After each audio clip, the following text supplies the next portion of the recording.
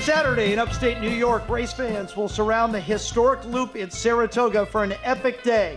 It's the 158th running of the Belmont Stakes. That's the headliner, but there's so much more, including the $500,000 Grade 1 Woody Stevens Stakes. Hi, everybody. Welcome back to After Further Review. I'm Jim Watson. That, of course, is the Professor Pete Weitzner, and the other guy in his man cave somewhere in the desert is Kiloton Tommy Catlin. All right, so let's get right to it. The Woody Stevens is race 10, a great card, by the way, on the dirt going 7 furlongs, and the race features the pre-race favorite from the Preakness and maybe the best 3-year-old horse in the country. So, Pete, let's start right there with Crude Velocity, who draws the 6, 9-5 favorite right now in the morning line. That's probably going to drop. Florent Giroux, the jockey, Bob Baffert, the trainer, coming off the convincing win in that Grade 2 Pat Day mile at Churchill Downs. After a slow start again, undefeated in 3 starts, has already beaten half the field. And a lot of people say maybe the most talented 3-year-old in the country. So the question, Pete, is Crude Velocity beatable at 7 furlongs? Maybe. Probably not. I'm sorry. Someone has a vested interest in this. Look, it's very interesting. Baffert he does every year now. He used to do it with low-priced horses, but now he's got big-time owners for 10, 20 years, right? And he spent 2, 3. Brandt, who your horse raced against, $3 million. Barnes, another $3 million. Didn't pan out. This one's $250. And, of course, this turns out to be his horse. He's undefeated, talked about running in the Preakness. We'll watch this replay where he just blows by Englishman in the stretch in the Pate Mile.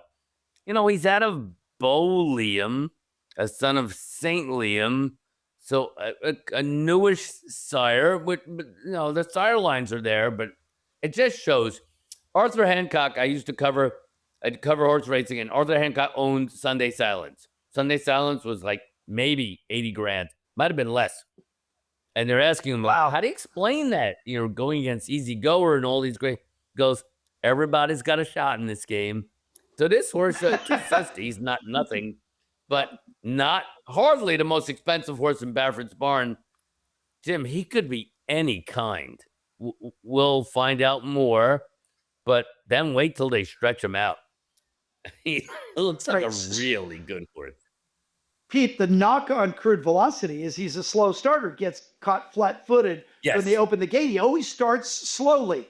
In the Pat Day, he started slowly. Englishman got an easy lead, and everybody was wondering, is Crude Velocity even going to join the race? Well, he rallied quickly, got back into it, and then as you saw him, that stretch run. And it's amazing to watch it again because, you know, Englishman looks like he has the race won. He's out clear 3 lengths in deep stretch. And all they have to do is finish the race and then watch Crude Velocity, who kicks it into gear. But not only is he faster, he cuts over 3 lanes, goes shoulder to shoulder, gives him a side eye, and then and goes right past. And look at the move, and he just breaks the will of Englishman. I mean, that was a dominating statement victory by Crude Velocity. You know, when I saw it, I was like, oh my gosh, this is a super horse. And remember, this horse could have been in the Met Mile, and maybe they're shortening him up, you know, to go 7 furlongs here. Same story with Englishman. But when I look at Crude Velocity and the way it went by Englishman, I wonder if anybody challenges him. It's an interesting choice. So there's a long history of 3-year-olds because they get weight breaks running in the Met Mile. The Met Mile is a great, if people don't know, it's a Grade 1. It's the next race after this one, mile race that has all kinds of credibility with breeders and everything. It's a Grade 1 mile. Everyone loves breeding the milers. So he could have gone in that race. He's already beaten Englishman, Baffert, but chose to go again in this one. Interesting choice. God, that would have been interesting if he went in the Met Mile against journalism. I was surprised when Baffert made the choice. But this horse, I bet you were upset. He's already paid for himself. Yeah, I was. We'll get to my horse here in a minute. But you know, this horse, Crude Velocity, has already won more than $500,000. He's got a solid jock, and then interestingly enough, I think the weak link is the trainer Bob Baffert, because Baffert wins everywhere and he dominates everywhere. but he's had trouble at Saratoga, at least in recent years. If you take 3-year-old stakes races, recent years, Bob Baffert at Saratoga, dude's 0 for 14. So I don't know if he's jinxed there or he just didn't have the horse or the racing luck, but I hope he continues. So some of my friends, and we're inveterate lifetime horse players, we wonder, Bob still has the owners. This is a new ownership group on Crude Velocity, by the way. Texas Money, all his owners. You know, he's got Soros, he's got all the big time owners. We wonder if maybe, but look, any of us, he's close to 70. So let's see. Used to be Baffert showed up with a horse like this. I don't care where it was. Go to the bank. Yep. Maybe all right, not. Let's talk about the challenger. Englishman. Englishman is going to be just outside Crude Velocity in the 7-hole, 3-1 morning line. Jose Ortiz and Cherie DeVoe, who we all know is a household name now after winning the Kentucky Derby with the Golden Tempo, who will be in the Belmont. Englishman romped to his first 2 wins, won easily, before locking up with Crude Velocity in the Pat Day, and we just saw that. So after leading early in that race, there was nothing he could do. So how does Englishman flip the script? Because everything was in his favor in the Pat Day. He got out clean. He had an easy lead. Crude Velocity got a slow start, and still he couldn't hold off the monster. So how does he change the outcome this time? Churchill Downs, not known to be a track, one of the few tracks that doesn't promote front runners. Kind of the universal bias horse players know is horses on the lead or near the lead, not Churchill. Churchill promotes closers. Saratoga is an interesting track. It can fucking change in the middle of the day. You were there. Like a storm will come out of nowhere. So watch the track. If the track is promoting front runners, they won't beat Englishman. This is a fast horse. So, but if it's not, and if Crude Velocity is at his throat, they'll beat him again. They'll run him into the ground. All right. So if this race breaks down, let's see what other challengers we can pull out of this thing. How about the 2-horse Obliteration, 8-1? Johnny Velasquez, Steve Asmussen. They just won the Chick Lang at the Saudi Derby. They led most of the race, got outkicked in the lane, and finished second in that one. Is Obliteration live? Am I reading this correctly? He is live. He's not in my pick, but Jim, you know about this. He looks to me like one of those 2 to 3-year-olds that just grew up. And then he goes in a 14-horse field in Saudi Arabia, right? And runs, I think, second, comes back. And that used to be an angle. That's a tough trip. And he blows the field away in that Chick Lang. He is live. Maybe not the best draw. You don't want to be inside in a long sprint. I love John Velasquez, one of my all-time favorite jockeys, Hall of Famer. Yeah, seven furlongs, the longest sprint before it goes to a route. Go ahead. All right, so Obliteration to me looks really good on paper. It looks really good on dirt, and looks even better if you get rid of the grass. If you throw out his 3 turf races, then Obliteration to me looks like a pretty good horse. Let's go to the 9-horse on the outside.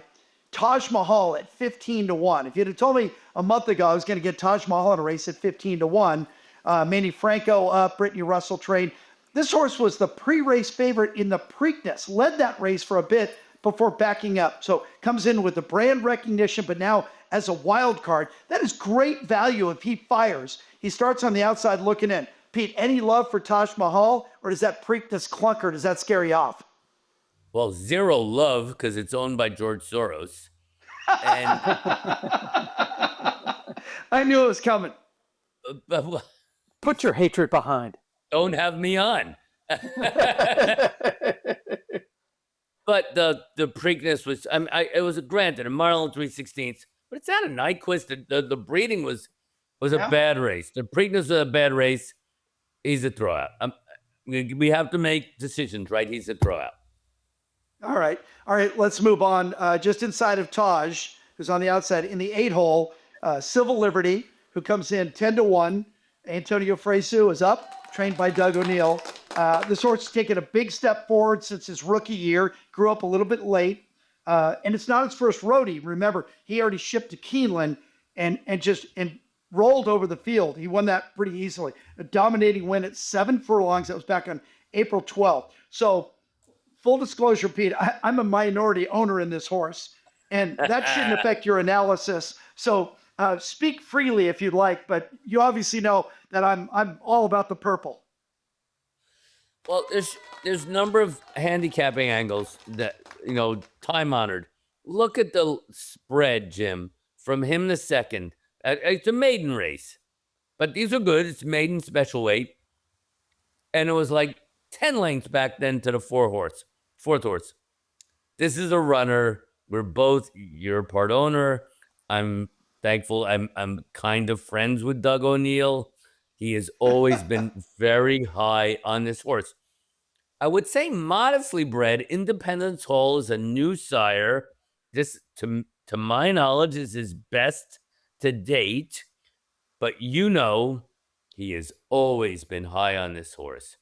And we talk about and O'Neill says that this horse doesn't like to train alone, Pete, that he can't really keep his attention. He doesn't give him his best effort. But as soon as he puts a training pony next to him, then all of a sudden it lights the fuse and this horse comes alive. And I love that because to me, that's the competitive fuses. There are great stories back in the day about Secretariat that he would look down the track and the other horses working. He would chase him down no matter what the jock tried to do, hold him back. And you just love that in a horse. We had that in Raging Torrent last year in Doug's barn. Hopefully the stablemate Decisive Win is just like that for Doug O'Neill this year. All of my horses are in Doug's barn. So I look at this, obviously I'm blinded by it. I'm rooting for the horse, but I don't know because Civil Liberty is shipping in from the West Coast. I've been to Saratoga. I did it with Raging Torrent last year, and all the East Coast bettors dismissed him as a West Coast wannabe. They all said, yeah, he's not a real horse. And then we kicked Fierce's ass in the Met Mile last year coming from the West Coast. So I already think that half of this number is because Civil Liberty is coming from the West Coast, and everybody hates California. So the saying used to be, in California, we race downhill. And then we got really good. Bobby Frankel, D. Wayne Lucas, Baffert. We were winning all the derbies. California racing was the king. Not anymore. That's a long story. We don't have the subsidies from casinos. Your buddy, Mike Rapoli, is like trying to help prop up Cal, and we thank him for that. Oh, we need Rapoli is fantastic. I always tease Mike, and I saw him in Saratoga after we beat him, and he was bummed, and we've all been there. Yeah. Mike Rapoli is great for horse racing. He's brought new people in. He pumps money into. He's not trying to get rich in horse racing. He'd like to, but he just keeps pumping in because he loves it, and he's got deep pockets. So yeah, I'm a Rapoli fan just because he's putting money into the sport that we love. California racing needs to survive and thrive. Yeah. It's got PETA. It's got all the problems of California. Back to the race. Yeah. So Baffert gets, of course, mad respect and money. So we look for value. Doug O'Neill's only won 2 derbies, right? For some reason, 2 derbies and a Preakness. Yes. O'Neill's won 2 derbies and a Preakness. He's never won the Belmont. So this would finish off his career Triple Crown. Yeah. If he right, well, Vitruvian man. Right. Yeah. But in this race, look, I think O'Neill's a terrific trainer. He has had to do it for 25, 30 years. What Baffert did when he first started with less. Your horse, what did it? 160,000 at auction. Yes. That's not a lot. I mean, but today's standards, certainly not for what Baffert spends and Chad Brown and his owners and Mott and O'Neill. He does right by horses. We're biased, I know. I like this horse. I think there's fight in this horse. He's great value. He's my pick. And listen, if you want to compare him, to Crude Velocity, you can't because they've already raced each other back in March 7th. Made special weight. They ran together down the lane, and Civil Liberty took Crude Velocity all the way to the wire and finished second by a neck. But the best part of that race, and it was in the comments in the racing forum afterwards, Pete, it said rebid, which meant Civil Liberty got passed and then fired again and retook the lead unfortunately for us, Crude Velocity fired again. But those two, it was Fraser Ali down the stretch. It was great. Those two back and forth. I finished second, and I didn't even feel that bad because Crude Velocity was at top end to win that race and only by a neck. So if I look at this, I'm wondering why Civil Liberty is double digits when he's come closest, way more than Englishman, way more than any of these other horses. He has come closest to beating Crude Velocity. He took him to the wire, and they had to take a picture to make sure. So could you have drawn any better? You have the perfect. And exactly, the post position's great. Get to watch the field and stock Crude Velocity. Antonio Frezu, Yep. now back aboard this horse. We look for value. Yours will be 10-1, 12-1. Crude Velocity will be 6-5. So let him and Englishman get in a head-and-head duel. Yeah, burning themselves Another out one at we the front. didn't talk about, which is Solitude Dude. Oh, I'm going to lead you there. That's where I was going right now because you said you wanted to talk. No, you're good. You got Pratt up. You got Sappy Joseph. They won the Bayshore. They were third in the Fountain of Youth behind Belmont names Commandment, Chief Wallaby. So Solitude Dude, I didn't even look at it, Pete, till you texted me and said, can we add Solitude Dude to our analysis? And now I'm starting to really like this horse. And you love Sappy Joseph. You got good connections here. He knows the track. The horse is better than people are giving him credit. So he's out of Yalpon. Yalpon is like, if there is I think it's his second year as a sire, everything he throws runs. You don't necessarily want his get running long, but boy, sprints like 7 furlongs, they run. Safi's like, you kid me with Morgan Wallen, like the bad boy of country. Safi is the bad boy of racing, right? Yes, always whispers, right? Always talk, but nothing yet. Morgan frickin' Wallen. Right? Let's not get off on a tangent. Hey, you know what, Pete? You know what Sappy Joseph said about this horse? He said this horse is push button. He says anything we ask this horse to do, he does. And when I looked at it, this horse has won races on 3 different tracks. So that tells me he can handle adversity, he can handle change, he can handle chaos. Whatever race you want to run, he's going to give you his best. I love that about this horse. And you get Flavian Pratt. You get Flavian Pratt at 6-7-1. He's a bet. So those are our 2. Yep. Well, at least my 2. A Solitude Dude and the house horse. Somebody, there's going to be some railbird in the grandstand wearing a shirt that says "The Dude Abides" with a picture of Solitude Dude. That's the way I do it. All right, so time for your picks, Peter. Give us a quick one for the bettors at home. Who do you like? What are you going to do? Well, there's no value, of course, in Crude Velocity, and he potentially could be a great horse, especially when they stretch him out. That's going to be exciting. His breeding suggests dirt stretch out won't be bad. Grass, maybe not. But I'm going to, what you cited, Baffert in New York, I'm throwing out Crude Velocity and Englishman. It's Solitude Dude and, of course, Civil Liberty. Take it to the bank. Right. And start your the way I see it, and you talked about this already, I see Englishman and 6 Speed going to the lead early, Obliteration just behind. Yes, and then after another mediocre start for Velocity, he rushes back in, he joins the fray, and Civil Liberty will be right off his shoulder running 5th or 6th. That's what I'm thinking we'll do. On the turn, then Crude Velocity does his surge, where he's just going to start running everybody down like a picket fence. Englishman goes with him, but Englishman's already been burned out by an early pace, so he can't hold on. He starts to fade. Civil Liberty pulls up, goes eye to eye with Crude Velocity, beats him in a photo, and the crowd goes wild, and I buy a jet ski. That's the way I see it.